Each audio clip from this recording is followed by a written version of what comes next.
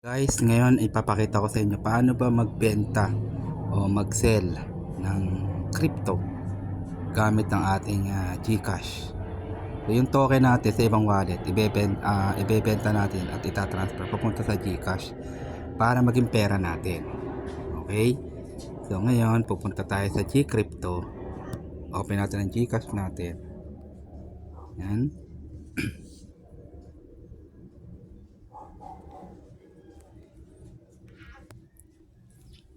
Open natin ang GCash. Ngayon ang ating data.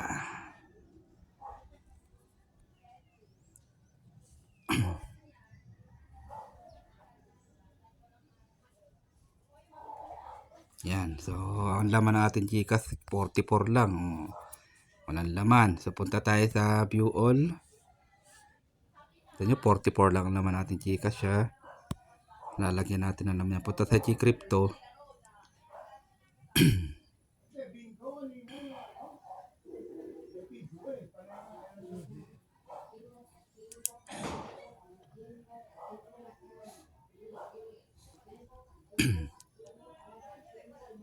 Then, pag nag-open na yung ating GCrypto. Oh, yan. Available. Mahina ang ating data. Mahina. Tayo ulit.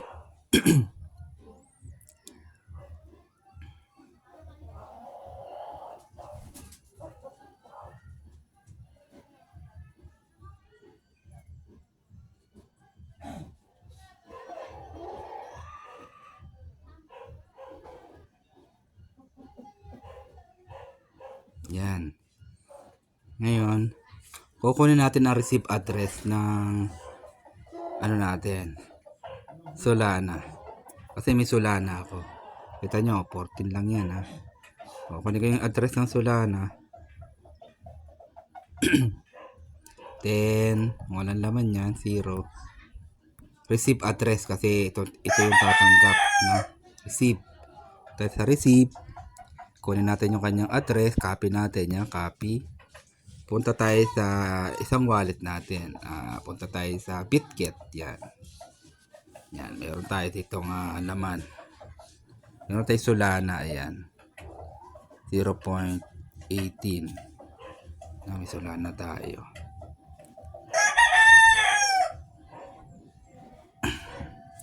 Then, set natin. Transfer.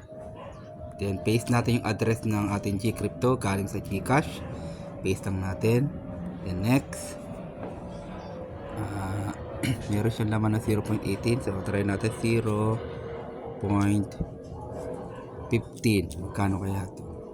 1,000. Pwede na, kurot lang tayo. Yung ito ay 17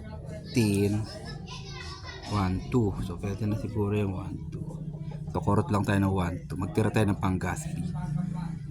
Yan. So, next natin. So, yan ang papadala natin sa GCrypto natin. Then, password.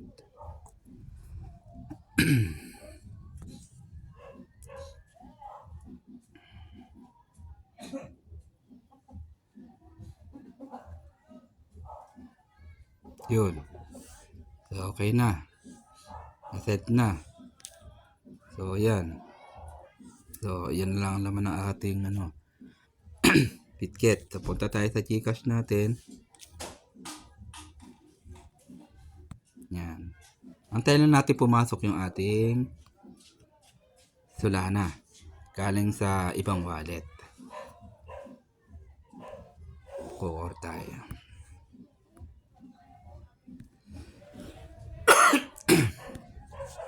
Antayin lang tayo ng ilang segundo. Yan naman na ipapasok agad. Depende sa bilis ng transaction.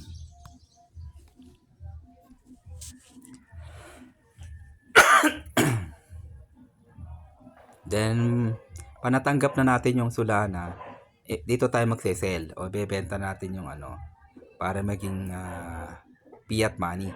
No? Yung crypto maging fiat money, maging peso na siya. Okay? Natin. Yun, pumasok na siya oh. Nasa 1,2 na oh. Pumunta natin, tingnan natin yung ating portfolio. Then, itong Solana. Tignan natin Solana. Yan, kita nyo, pumasok na siya, oh. Yan, no, receive, 17. Nakita nyo, 0.17 dito may baba, receive. So, ngayon, isa-sell na natin. Sell natin. Then, 100%. Yan. Sell now.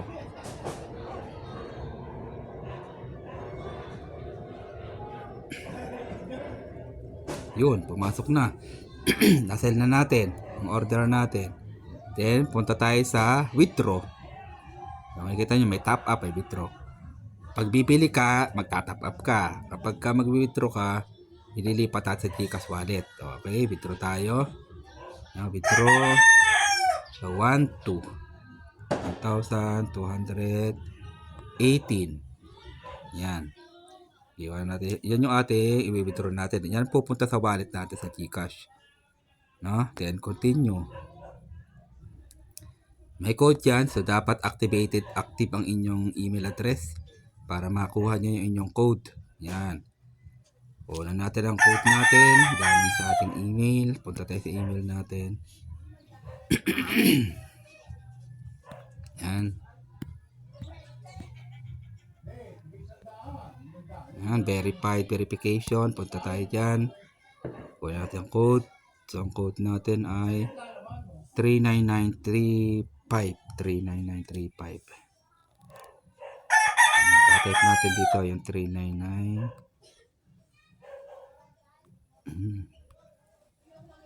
39935. Then submit. Bilis lang yan. Ganyan lang, kaya may potential tayo dito. Aralin nyo lang crypto, magkakapera tayo dito. So yan, so, balik tayo sa crypto. Then back, punta tayo sa Gcash natin. Kung pumasok na yung ating laman ng ating Gcash, ayun. Back tayo. Ayun na, pumasok na, oh. 1,262. So 1,280. Nakikita nyo naman yan dito sa ating transaction. Ayun, oh. Gcrypto withdraw 1,218. Diba? January 1, 2026. So unang packet natin to ng taon. O yan. So tuloy-tuloy lang tayo basic trading lang tayo. Buy low, sell high. Okay? Kung anong token ang gusto nyong ipon ngayong taong 2026, try nyo mag-hold ng Blaze token. So may potential po yan habang sentabo pa siya. Bili lang kayo.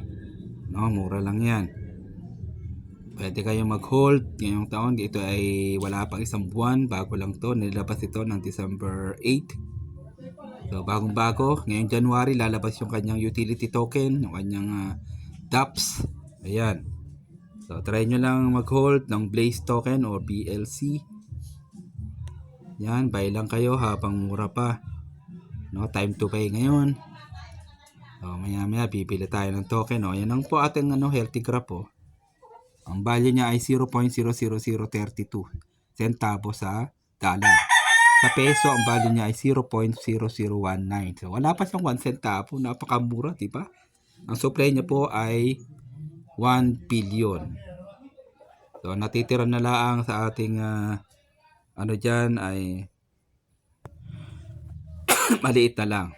Nasa top 1 natin. Konti na lang yan, no? Ano lang natitira? So, ang holders natin ay nasa 440, no? Kapag nag 10,000 holders yan, nako, alam nyo na kung anong presyo niyan. Okay? So, ang future natin dito, meron akong 3.8 million. So, hindi na masama yan. So, dadagdagan pa natin yung 3.8 million na piraso ng Blaze token. Magpiso lang to this year, no? Next month o hanggang December, antayin natin. No, kahit mag 10 centavos siya, 20 centavos, tubo na tayo.